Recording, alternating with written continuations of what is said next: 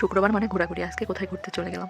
আমাদের প্রত্যেকেরই মাঝের মধ্যে নিজেদেরকে একটু সময় দেওয়া উচিত, কারণ ঘুরলে শরীর এবং মন দুইটাই ভালো থাকে, একদম ফ্রেশ থাকে। আমরা সবাই অনেক ব্যস্ত, তার মধ্যেও একটু সময় বের করে নিজেদেরকে একটু সময় দিতে হবে, কারণ সারা জীবন তো ব্যস্ততার মধ্যেই চলে যাবে।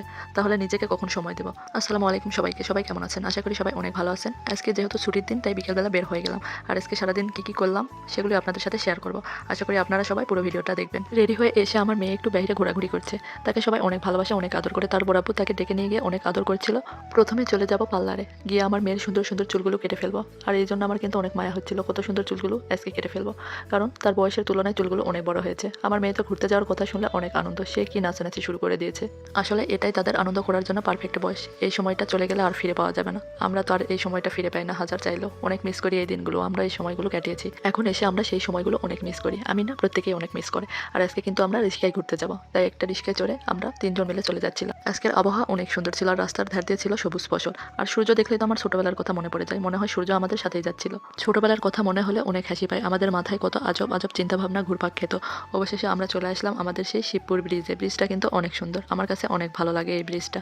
আর এই ব্রিজে মুড়ি মাখা খেতে তো আরো ভালো লাগে। আর সূর্য, সে তো আমাদের সাথেই আছে, আমরা যেখানে যাই সেও সেখানে যায়। আজকে কিন্তু এখানে মুড়ি মাখা খাবো না, কারণ আজকে একটু তাড়া ছিল, সময় একটু কম ছিল। অবশেষে আমরা চলে আসলাম পার্লারে। আর পার্লারে গিয়ে আমার মেয়ের কিছু ছবি উঠালাম, কিছু ভিডিও করলাম।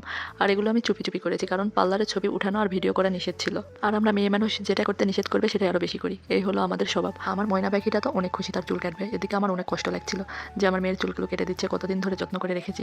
নিজের চুল কাটতে যতটা কষ্ট হয়নি, মেয়ের চুল কাটতে ততটা কষ্ট হলো। চুল কেটে তো সে অনেক খুশি, কত রকমের পোস্ট দিচ্ছিল, এদিকে একবার চুল ঘুরাই, ওদিকে একবার চুল ঘুরাই। মাশাআল্লাহ, অনেক সুন্দর লাগছে। এবার আমরা রিক্সা নিয়ে সান্তাহার চলে গেলাম। এবার আমরা অনেক ঘোরাঘুরি করবো আর মজার মজার খাবার খাবো।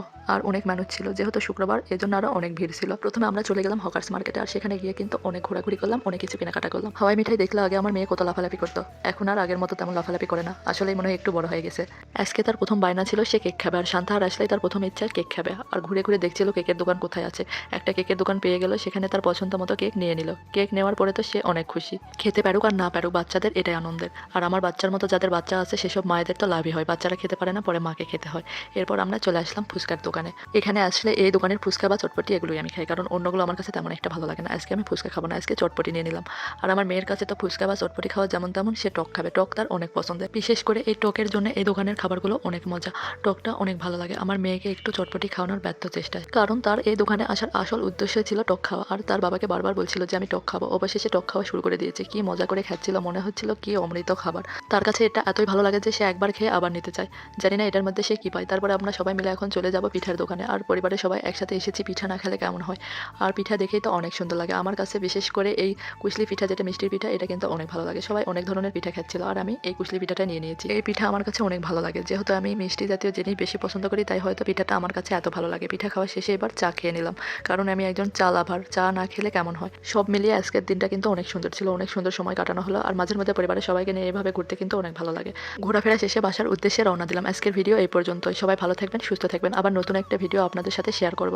যারা আমার পুরো ভিডিওটা দেখেছেন তাদেরকে অসংখ্য ধন্যবাদ। আল্লাহ হাফেজ।